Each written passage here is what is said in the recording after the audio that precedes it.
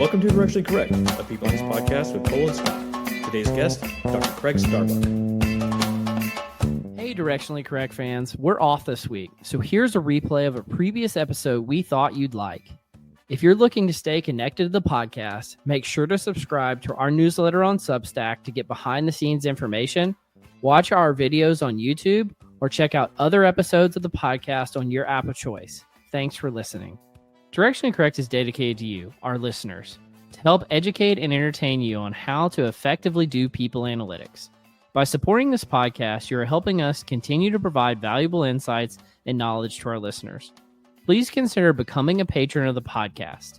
You can find the link to sign up in the show notes or at patron.podbean.com/directionallycorrect. Thanks for your support. All opinions are our own and do not reflect those of any other organization. I met his supervisor. I went over and had lunch with him. And he's like, come on over, come meet my boss. They're all in town from out of town. Come meet him. And I was kind of telling him what I did. And the boss, and I kind of struck it off. He's like, well, come talk to our team, have fun, talk about what you do. And later my friend said, maybe you shouldn't talk to my team because I can't do the things that you can do. So I don't want them to see what is possible. Exactly. It's the easiest way of putting it is called famine mentality. It's there's not enough to go around. I got to get mine. And if you're getting yours, that means I'm not getting mine. Right. But if you have a mindset of hey, when you do well and I'm happy for you and I do well, you can be happy for me. Yeah. It's a very multiplicative type situation. Craig, what's happening? Hey guys, how are you? Craig is the male model of people analytics. He's just so stinking attractive. It's infuriating. But yeah. Cole always gravitates towards people's looks. Male looks. I think it's something in him. It is. It's the inner, but you are striking. I will say that. Yes. Very handsome. Well, you guys are too kind. I appreciate it. Well, Scott was just telling me how I'm a jerk, so kind toward me, I guess. Lucky me. Yeah. I don't think I've asked you, Craig, have you followed the podcast at all? Do you know what we're about, or is this new? No, I have. I don't think I've listened to every episode, but I've listened to probably the majority. Yeah, you guys put on a great podcast. Thanks so much for all you do. Always learn something new. Good or bad. That is good. Yeah. How do you two know each other? I'm always amazed by how Cole knows all these people across people analytics. It's kind of part of that New Year's resolution I had to kind of get myself out there in the world. Is one of the things I wanted to do is start meeting people who I only knew on LinkedIn. Yeah. And so I think I reached out to you proactively, Craig. It was I think that was it, right? I think so. Yeah, we've been connected for a long time, but only recently did we connect live. Yeah. So Scott, I don't know that you and I have met, so great to connect with you as well. It's great to connect with you. And it's so true that LinkedIn is like a wasteland, right? People send you a friend invite and you say accept, and well, never see them again. Maybe I'll see them at a conference. And yeah, it is kind of a wasteland. Well, I don't know. Maybe we could riff off this, Scott. What is the biggest value that you think maybe in a micro sense? We'll just pick on LinkedIn, but in a macro sense, let's call it networking in general. What's the value in people analytics of a tool like LinkedIn or networking? I mean, what do you guys get out of it? Or is it all Microsoft, who owns LinkedIn now, just gets all of our data and we're the product and, we're all the lemmings who are going along with their master plan? Oh man, that's a crazy question. I am not a power LinkedIn user by any means. I see notifications come through and it kind of sets me off. It's gosh, I got to deal with this now. But for me, I think it's largely the information that people share, the content that people share. That's probably the best resource that I find. What about you, Craig? Yeah, I would agree with that. I haven't been as active probably this year as I would have liked to have been. It's been a crazy year, but yeah, I think it's a lot of reach outs from vendors, business development folks reaching out. That definitely happens quite a bit.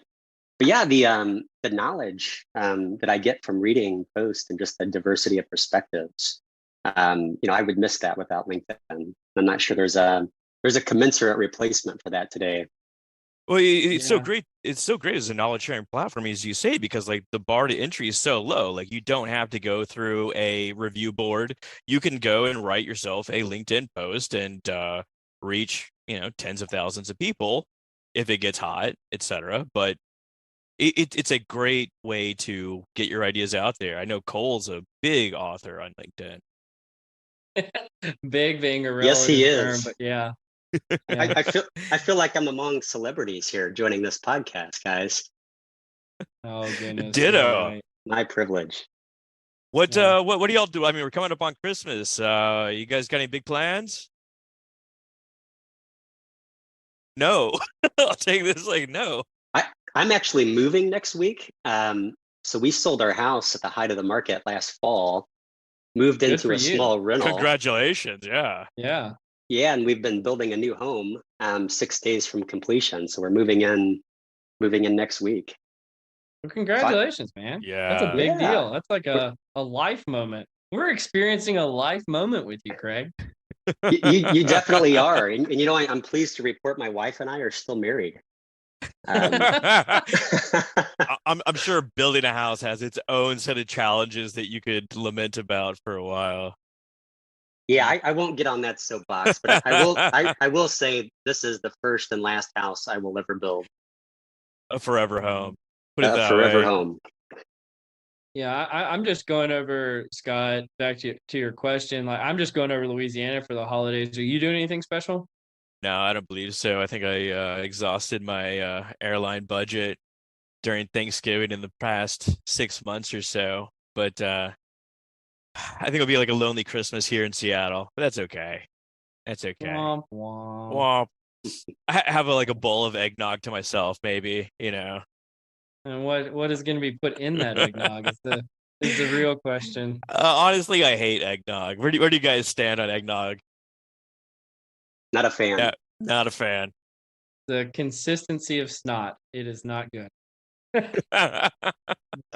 Well, maybe we introduce Craig. Tell folks who he is. So, Craig, I appreciate you sending over a little bit about yourself. So Craig Starbuck, he's got a PhD in organizational leadership, and he's built and led people analytics functions at Roku, Robinhood, MasterCard, Equifax, and TD Ameritrade. And he's also co-founded a company called Orgacuity, which we'll get into a little bit on the podcast. But Craig, very impressive resume.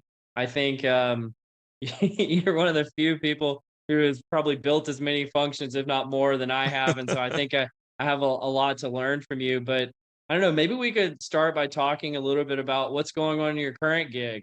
How are things going at Roku?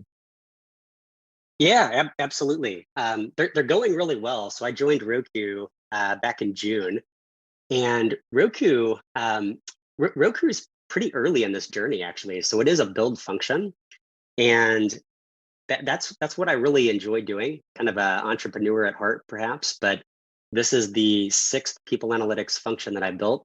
Oh my So God. so happy to share some learnings there, kind of what's worked and what hasn't, and some situational variables that very much determine the right strategy.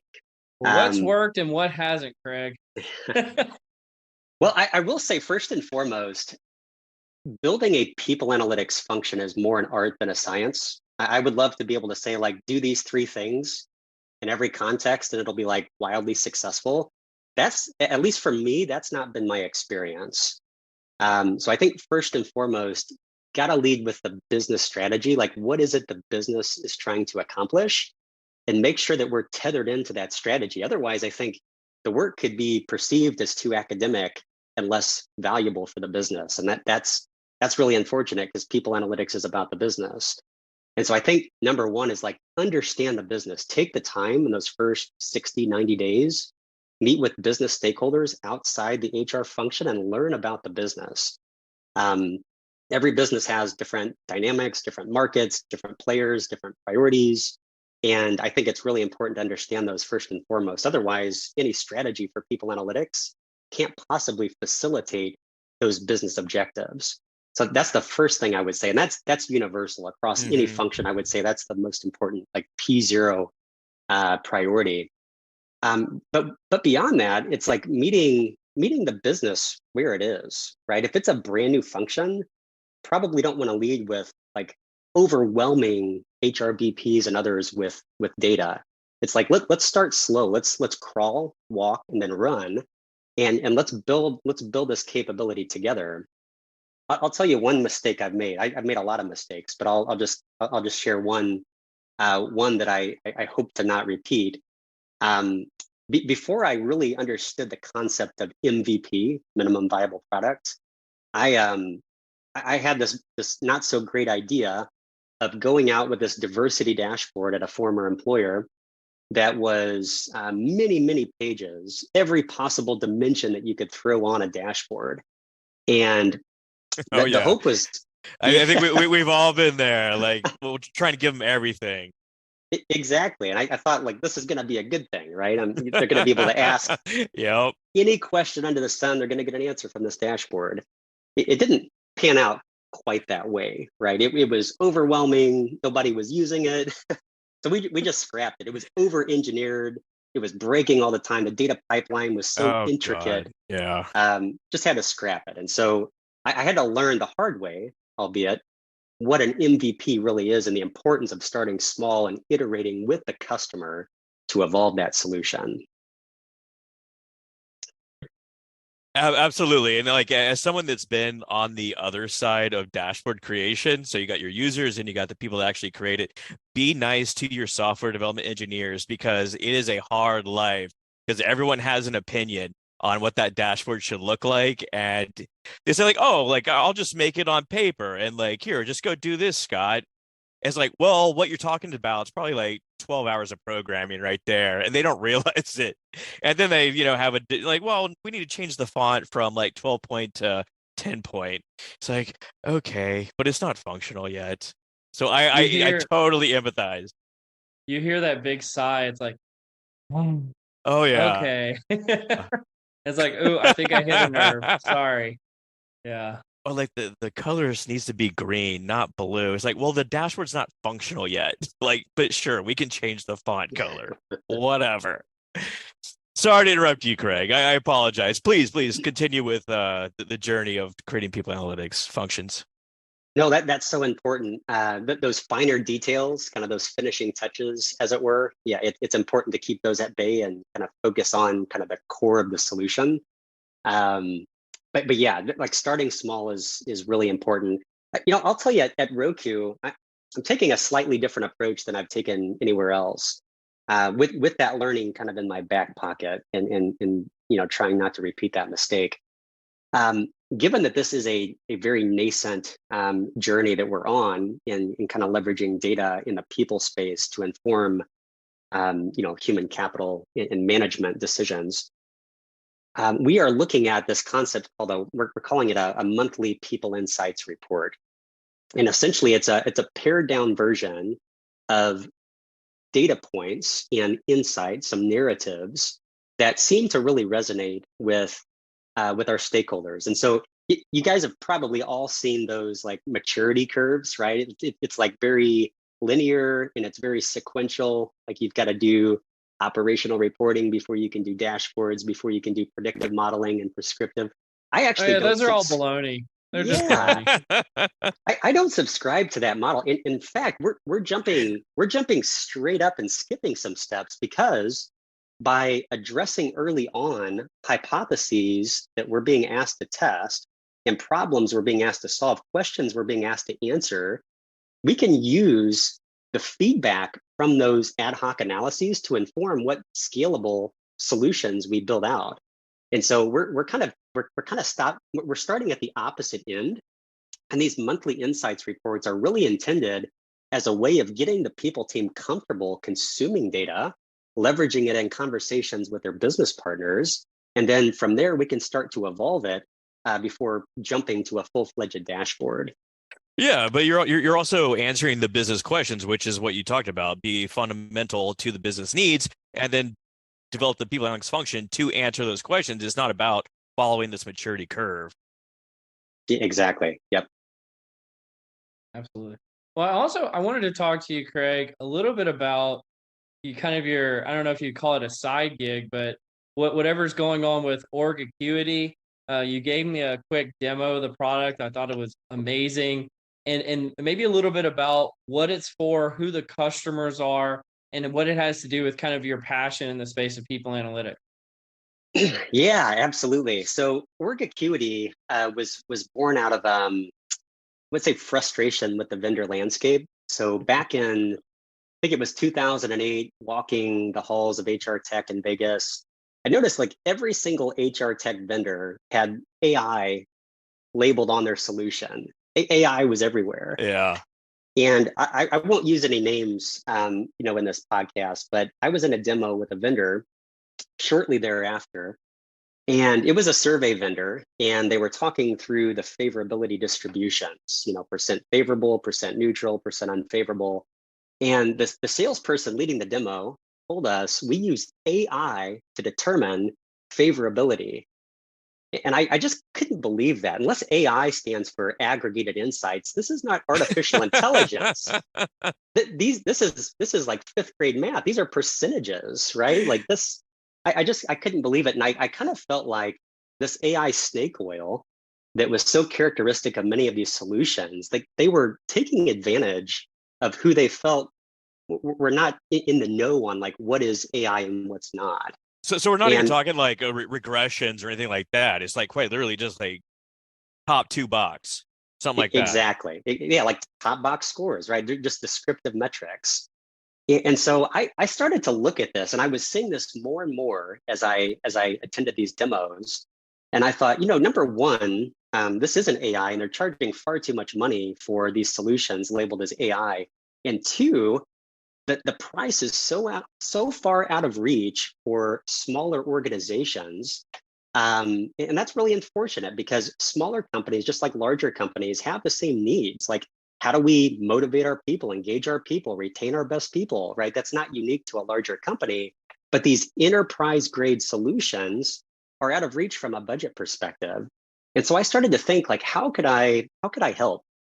How could I build something that is comparable to these enterprise grade solutions, but offer it at a much lower price point that's accessible?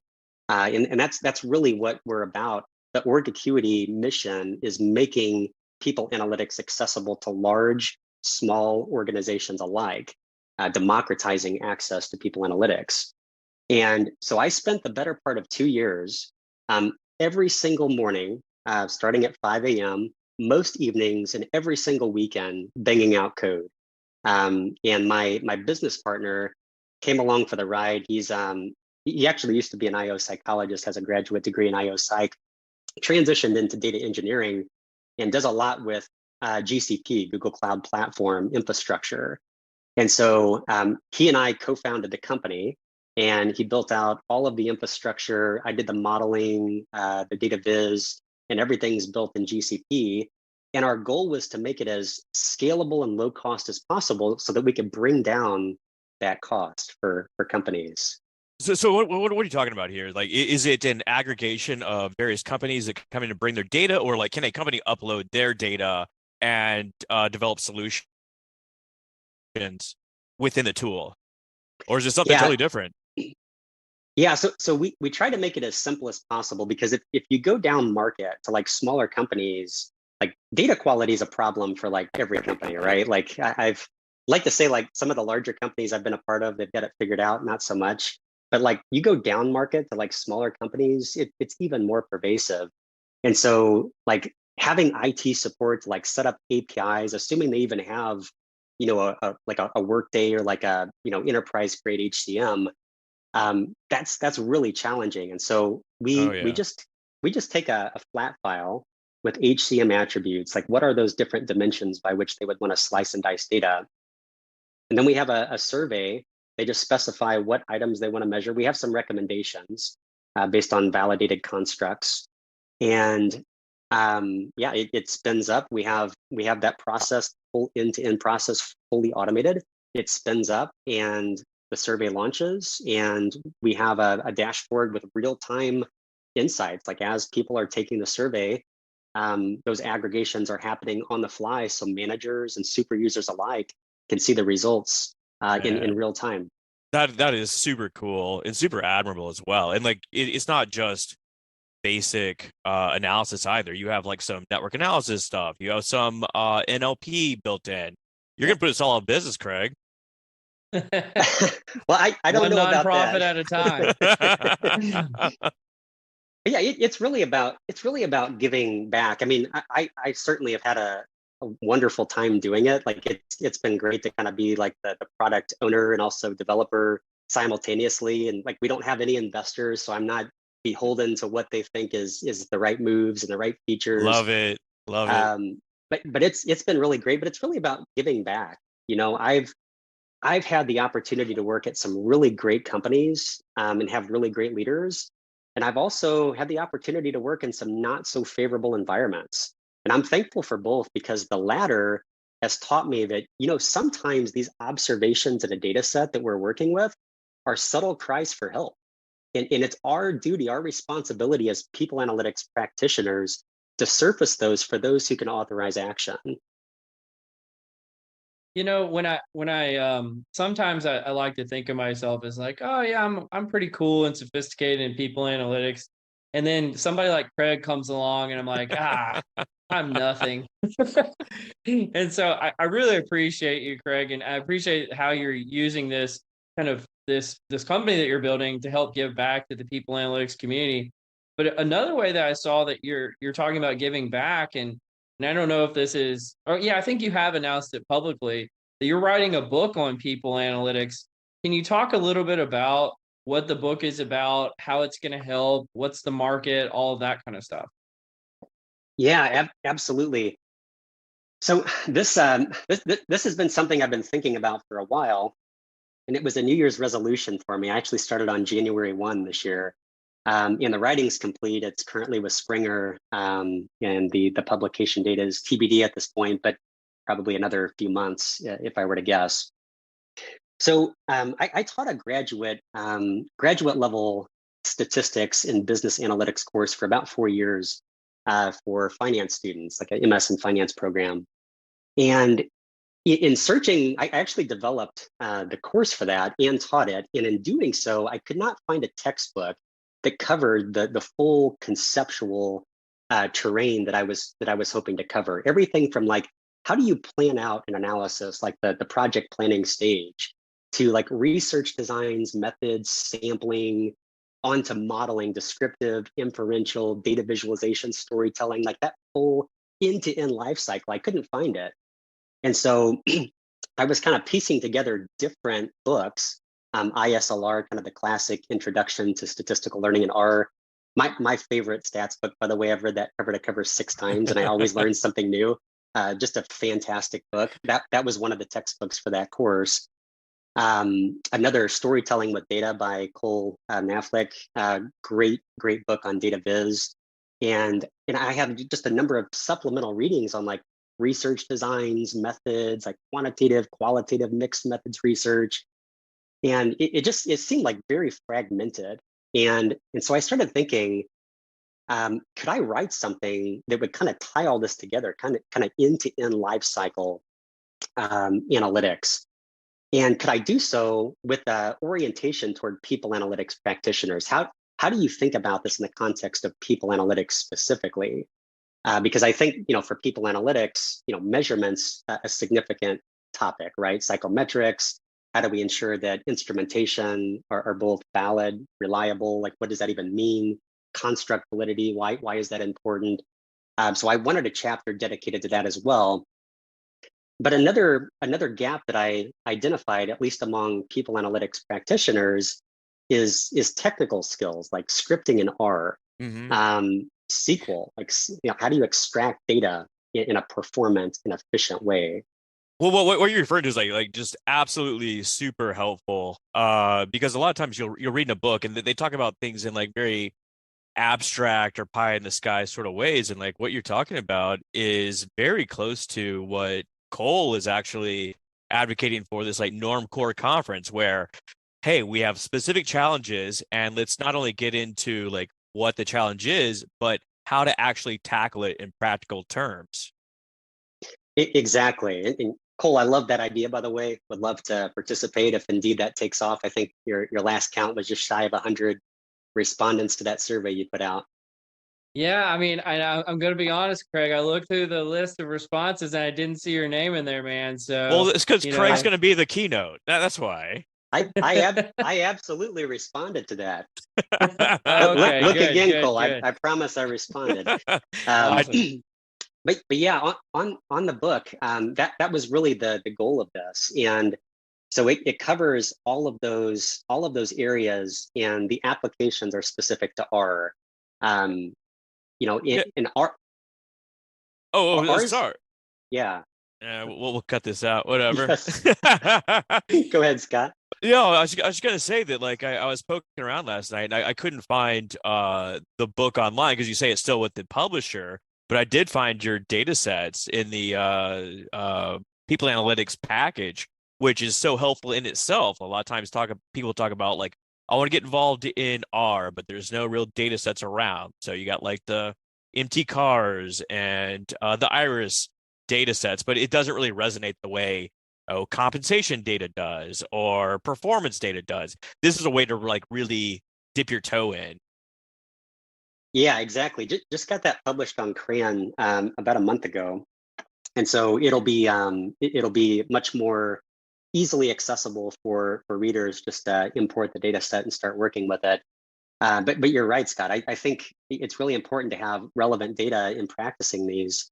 And I will say the most time intensive part of the book, which I very much underestimated, was simulating data to illustrate Yes. different things, right? It's not Yes. just like mocking up data, but it's like how do we simulate different relationships and differences between groups in a way that allows for statistical testing and illustrating these different concepts. That took a great deal of time. Well, Especially and I know we'll get to this later, but ChatGPT may be a data simulator for you in the future. I've seen some people are creating simulated data sets using that tool. So just a little plug there. Absolutely, absolutely. yeah, we're Well, definitely going to talk about that in a second. I mean, that's so exciting to hear about your book, Craig. And I really think it'll be disruptive unless, Chat GPT disrupts all of us beforehand, but that's neither here nor there. I'm really personally looking forward to it. And I'll buy it 10 times over. But I think we've got some rapid fire questions for you. Do we not, Scott? Do we have some we rapid fire questions? we have some rapid fire questions, and I learned, Craig, because you emailed us that you're a gearhead, right? You work on Mustangs. Is that right? Yeah, I've had three old Mustangs and currently kind of passively looking for a fourth.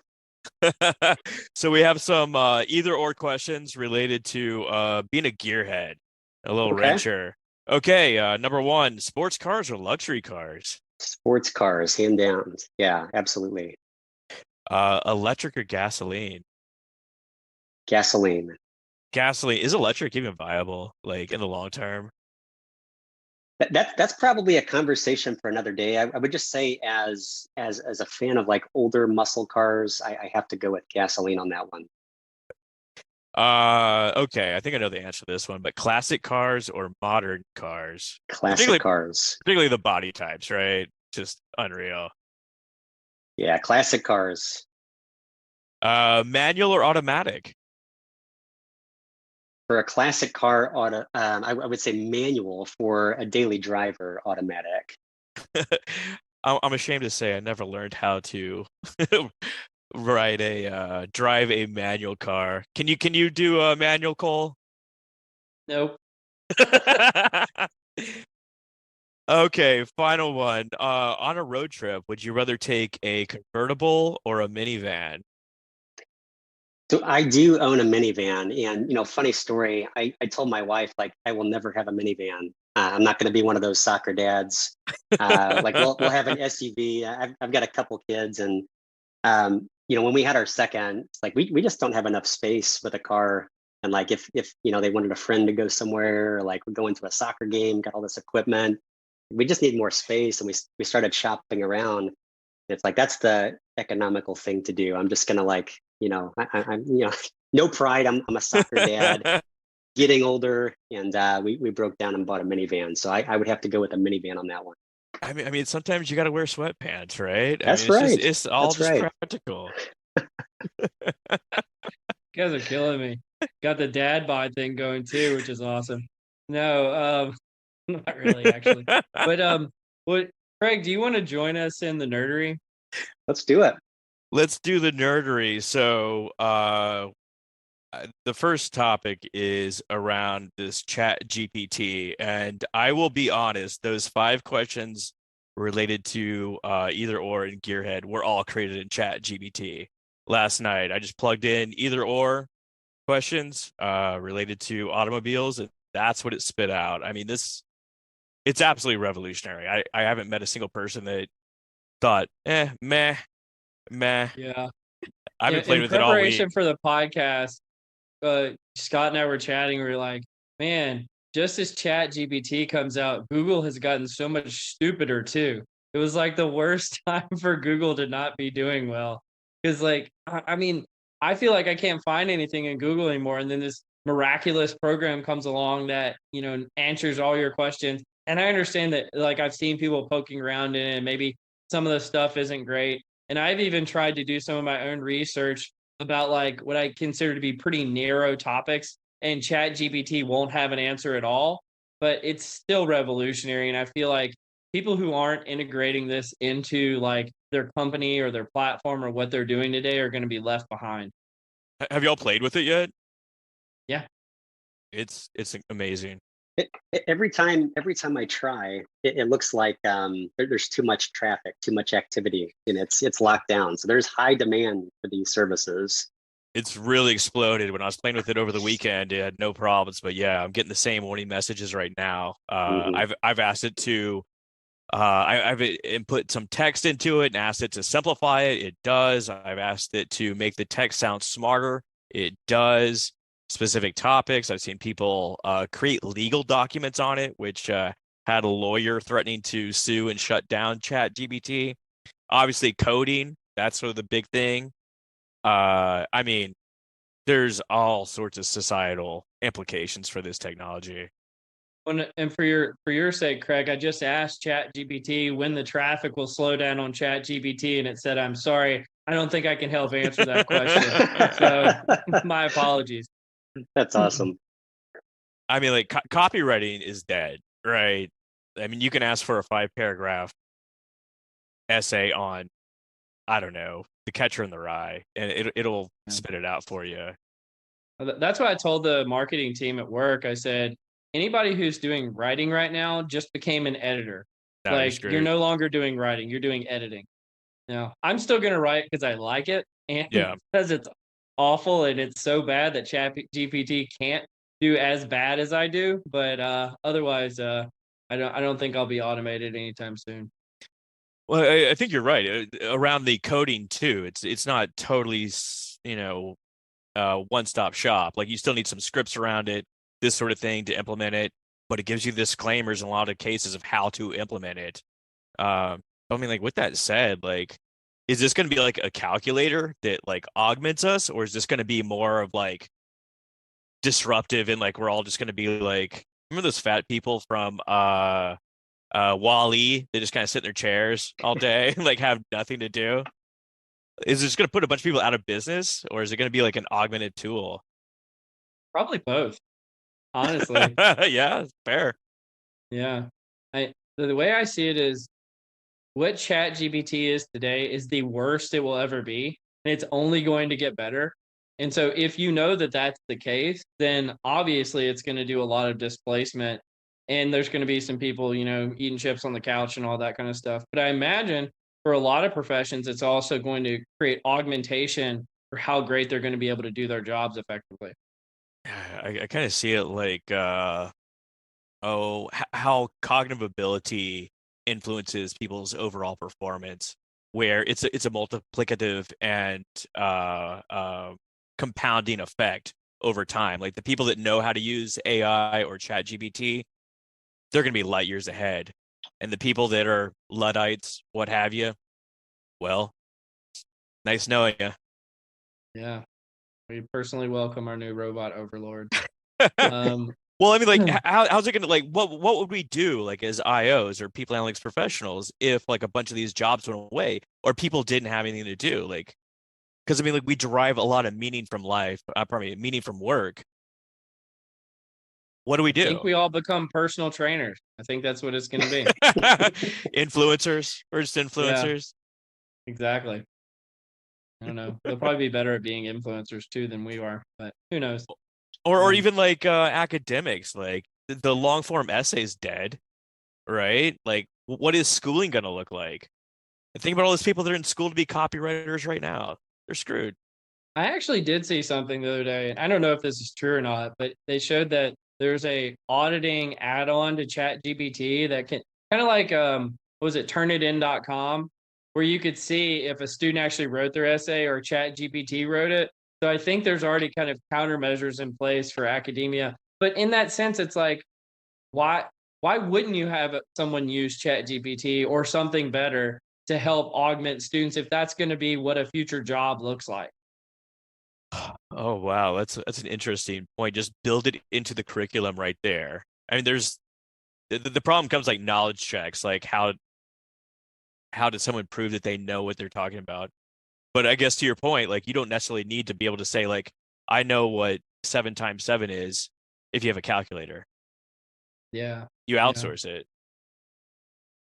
I always You say, know, I mean, I've said this before on the podcast, but it all comes down to critical and analytical thinking. I think if you can Yeah. generate ways of building that in school, because like 7 times 7 isn't critical and analytical thinking, it's just rote recall, right? And computers are always going to be better at recall mechanisms than humans. If we can focus on doing things that require those kind of tasks, I think, everyone would be better off. I think I cut you off there, Craig. What did you want to add? no, I completely agree with that sentiment. I feel like with every new wave of technology, there's always this fear of automation is going to put people out of jobs.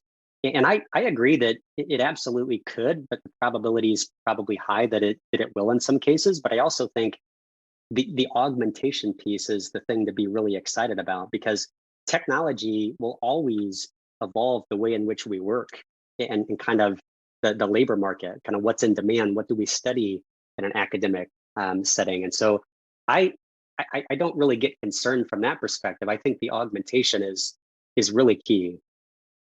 Yeah, I think you're so right. Yeah, I'll try and go on a tangent here real quick. I used to work at Pro Ed and the great Don Hamill, test developer there. He's an old school dude. He started psychometric work in like the 1940s.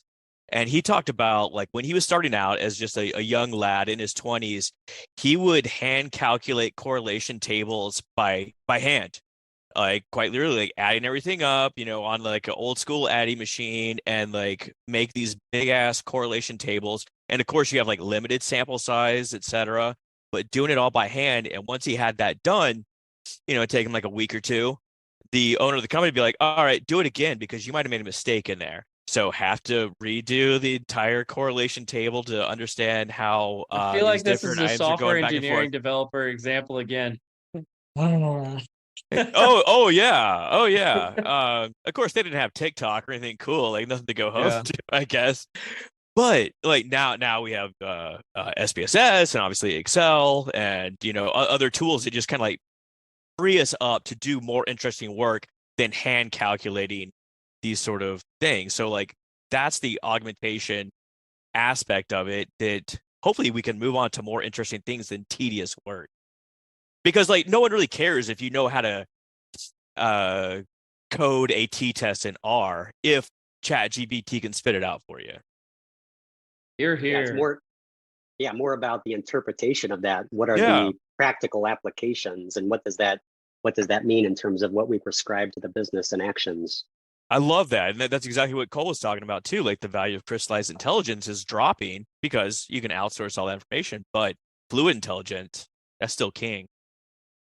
Well, Scott, you brought up a point a second ago about the value of doing that. I think that actually is a good lead into our second nerdery article about, using tools like Excel and how that might lead to mistakes in different papers. I don't know. Do you want to bring that up?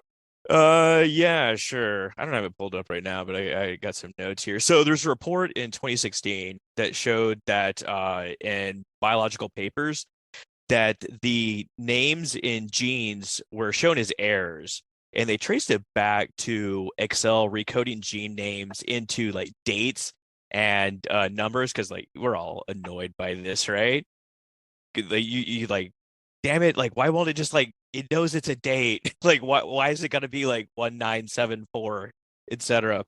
So you would think that in this time that these biological researchers would get wise and like change their ways, but not so much. Since that time, still 31% of articles in top tier journals still have these errors in all the gene names. Obviously, like researchers are misled by this information, which is obviously not good. But I guess the takeaway is Excel is a dangerous place, right? Yeah, it could literally it makes me wary to get some like new gene therapy or something like that that's coming out. It's like, I think they recoded that variable. Well, there's things like a common gene name would be like SEPT 19, and to record that to September 19, and they could see these in the appendix documents. So people that were actually, and I get it, like the last thing you do when you write a paper is like mess with those tables, and you're probably over it by that point, and maybe you're not as conscientious as you would like to be at that point. Yeah, the thing I think about when I think of these things is these are very human problems, right? Like these are the things that show that, when science, like if science ever presents itself as like above reproach, it's like, oh, we've got all the right methods and our peer review process is pristine. It's like, no, it's not. Look at this. You made some basic No. mistakes in Excel. Like, come on. Oh man, I used to work with someone that insisted on cleaning data in Excel, and I would tell him like, dude, like if you ever make an error, we are never going to be able to trace this down. Like we're never going to be able to recreate it. Would have no idea what's going on. And like, moreover, obviously they're going to come back with like a need for a different cut of the data or what have you. But I mean, like we also see this in SPSS, where there's an article some time ago that essentially showed that the default in SPSS is for Varimax rotation in EFAs. And so many papers erroneously use this rotation in their EFA because they don't know better than to change the defaults from, I think Varimax is the orthogonal version when it should be oblique. Yeah, that's what I was thinking. Go oblique every time. Oblique, oblique, oblique. So we're not immune to this. Yeah. Yeah. I don't know. You have anything to add, Craig? I do. I actually have very strong opinions on Excel, and maybe they're a little harsh and unfair. I don't know. I refuse to. I refuse to use Excel unless it's something like building a quick pivot to get some quick metrics because it's like due yesterday. If it's a true analysis, it needs to be repeatable and reproducible, and Excel cannot do that. But by hand, of course, Cole. Yeah, I fax it into my colleague, and but no, I think that's exactly why scripting tools like R and Python have taken off, because I can give a markdown, like a Jupyter notebook, an R markdown file or a script to somebody else, and they can see step by step, how did I clean the data? What assumptions were made? And it should be deterministic in the sense that they run the same script, they get the exact same output. There's no risk of making assumptions about data types or formulas not being copied down in Excel, correctly. R does make some assumptions, right? Like if you pass in like a vector of employee IDs, it thinks you want to do some math with it. It doesn't know it's a character if there's no characters. But I think to a lesser extent, and so it's much more safe. And I have a strong preference for using a tool like that over something like Excel. You're so right. Whenever I have to go back and write my method sections, having the R script right there is just so money. Like you just like, oh, okay, so we eliminated people with I don't know, tenure of less than a year, and all these assumptions that you made in the moment, but may not recall, a month later when it's time to actually write up the results. So Exactly. I get the impression, not even the impression, that you're an R guy. Like, are there applications for Python is better than R? Oh no. Do we want to go there in this podcast? Yeah, I was like, steer us back, steer us back. No, I try not to participate in those debates because the reality is, I think R Markdown's compatible with like 56 different languages. So if you want to use Julia or you want to use C or you want to use something else, like you can connect and you can leverage the boat, the best of all of those different languages. So I think the days of like having to compromise on a single language, like I think those arguments are like dead in the water. Those are no longer relevant. And so if you're a Python, whiz and you're more comfortable with that, but you want like ggplot data viz capabilities, like you can have that, right? Like you don't have to settle for whatever's native to Python. Same thing with R. If you want like pandas, like for data Oh wrangling, yeah. I actually like dplyr much more. But if you prefer pandas, like there's that possibility as well. So yeah, I don't participate in the R versus Python debates. Thank you. The They're debate both great is now tools. over. Yeah. All right. SPSS or R or Python? Well, Scott, I got a question for you. I got a question real quick. Do Hit you me like with your it. job? I actually love my job. I'm one of these blessed people, and I absolutely love my job. Do you think, let's say for the sake of argument, you didn't like your job. Do you think you should be punished by your work if you didn't like your job? Should you be? I'm gonna need more information. I think that if you don't like your job, you're already being punished by going in every day and hating your job. It's I have like I have been karmic in this punishment. situation where like, and it's really the people around you that make your job, that I find that like if you don't have a good time with those folks, your job becomes exponentially worse. I've had these situations where I've dreamt about going into my office and hating my job all day, only to wake up to have to go in the office and hate the job all day. Luckily, that period lasted a very short time in my life. But yes, you are automatically punished by not liking your job. Well, that's not necessarily the direction I was going, but that's okay. That was a good fun aside. Adam Grant recently published on Twitter some research by some folks at NSEED and the University of Hong Kong that showed that people who don't love their jobs actually do carry a penalty at work. And that he's saying that it shouldn't carry that penalty in terms of it limits their ability to get raises and promotions. His argument is basically performance requires professionalism, not passion.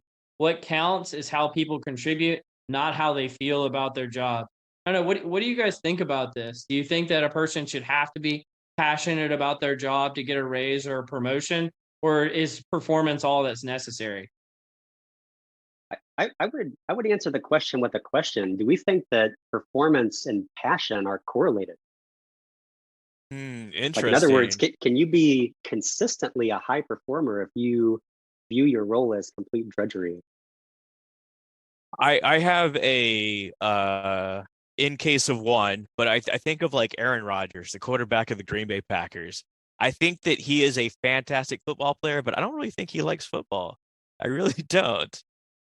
But Yeah. I would draw the line at I see where Adam's going here, but I would draw the line at you should not be punished for not liking your job, but you should be punished for being a drain on other people and making them not like their job. So if you come in with a shitty attitude and like rain on other people's parade, yes, you should be punished and you're a cancer and you should be removed from that situation.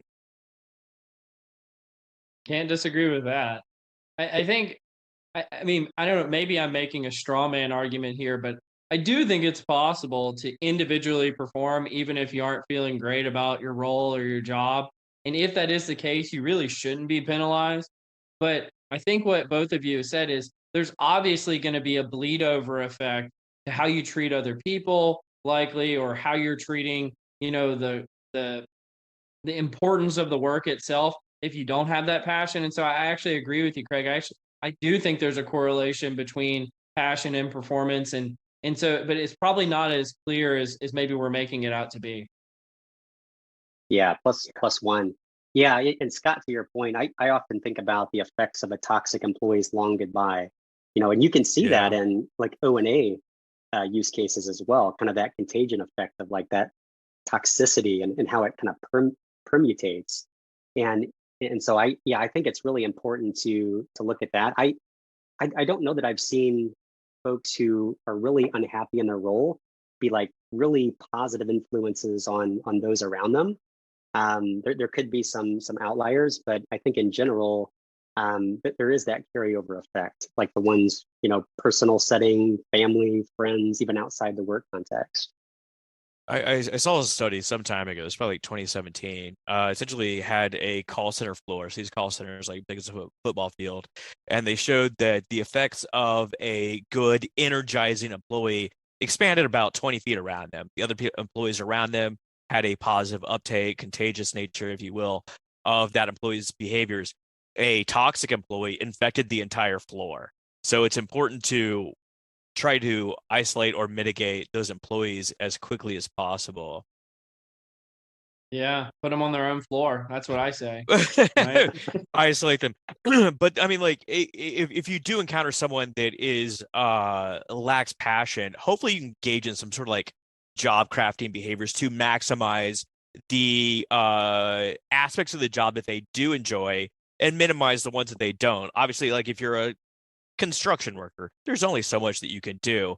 But a typical knowledge worker, office worker, those are Yeah, fungible skills that can be transferred to other areas. absolutely.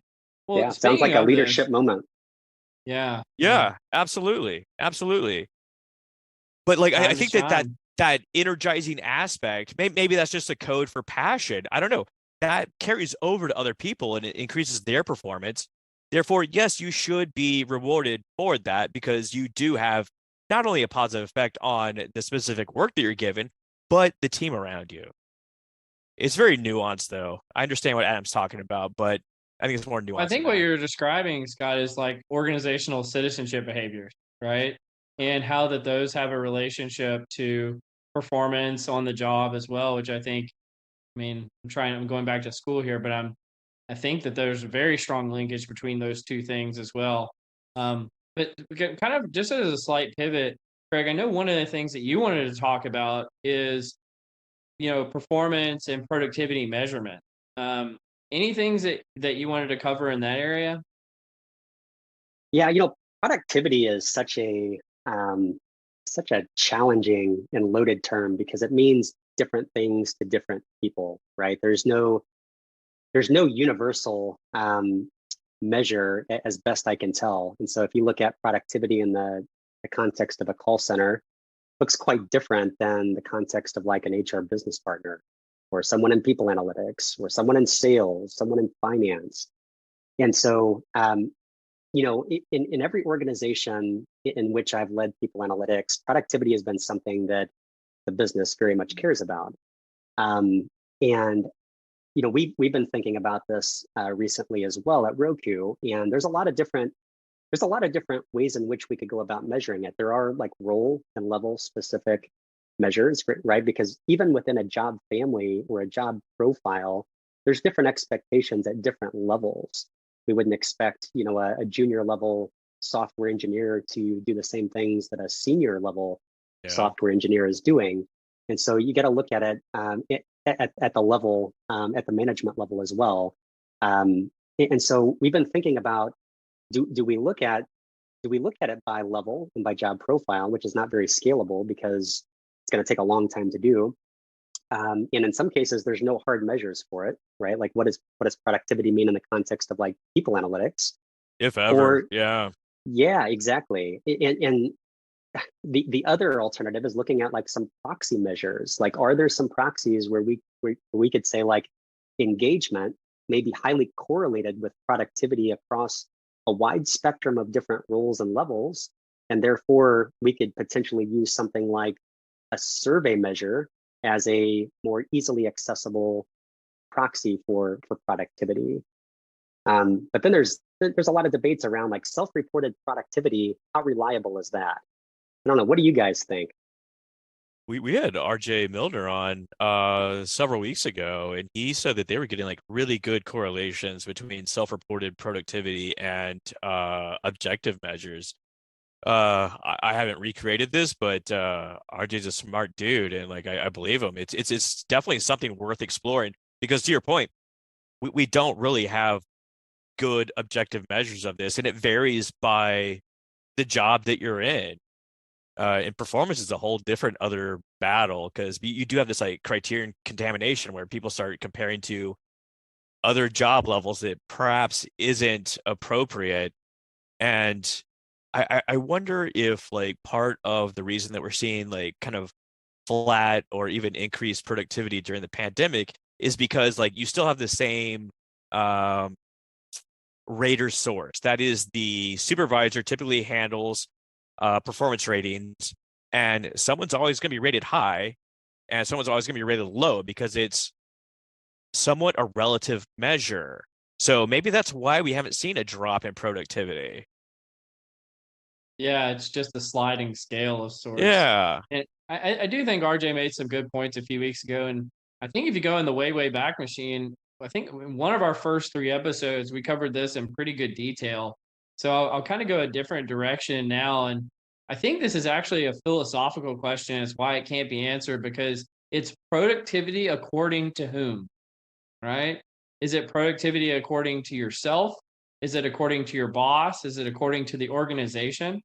And therefore it fundamentally can't be an objective question because of the vantage point problem, right? And so I mean I've spent a lot of cycles trying to figure this out in a practical sense, but in a philosophical sense I think that's really the core reason of why we keep having the criterion problem over and over and over again. I love this. And it's exactly what we're going full circle to what Craig said earlier. It's like it all starts with the organization's mission, vision, and strategy. And that's where the performance ratings really ought to start. That's what performance really is about. Well, this has been fun, Craig. I like good stuff, man. You're bringing it. I like it. Yeah, I'll say this has been a really productive podcast, guys. Totally. Craig, quick question. Like, are you a Battlestar Galactica fan? Oh, you know, I've actually, sadly enough, despite my last name, I've never seen Battlestar Galactica. But whenever I have to give my name for something, it's either Battlestar Galactica or Coffee Jokes. So I've got to watch it. Oh, I harken back to watching reruns of the 70s Battlestar Galactica and seeing Starbuck, the protagonist, with Commander Adama battling the Cylons. Isn't there a newer series? There is. I never saw it. Never saw the 2005, 6, 7 version whenever that came out. I see Cole like shrugging, like he doesn't like this at all. These are non-Cole topics. I tolerate them, but yeah, it's not my cup Cole, of if it's tea. any consolation, it's a non-Craig topic as well because I've never seen it. Yeah. Well, we actually have some exciting news to share as well before we wrap this thing up. Our podcast has acquired a sponsor, which is exciting. And that's going to allow us to start doing some video clips and not just being audio only. So Craig, you'll be the first, person who'll show up on Directionally Correct's YouTube channel, which is exciting. But for the next 15 episodes, my employer Orgnostic is sponsoring the podcast. And so exciting times here at Directionally Correct. Awesome. Congrats. Yeah, thank you. Well, you guys want to wrap this thing up? Let's bring it home. Awesome. Well, Craig, really enjoyed having you on the episode, but want to give you the final word. What did you think about today? Yeah, I loved it. Again, guys, thanks so much for all you're doing with this podcast. I always learn a lot. Love to see such a generous community and people analytics practitioners giving back in different ways. And yeah, just really a privilege. Thanks so much for inviting me on. Really enjoyed the time. How can folks get in touch with you if they want to reach out? Yeah, LinkedIn's probably the best way. We bashed it enough earlier, but I guess it does serve some purpose. It does have a purpose. It does have a function, yes. Yeah, absolutely.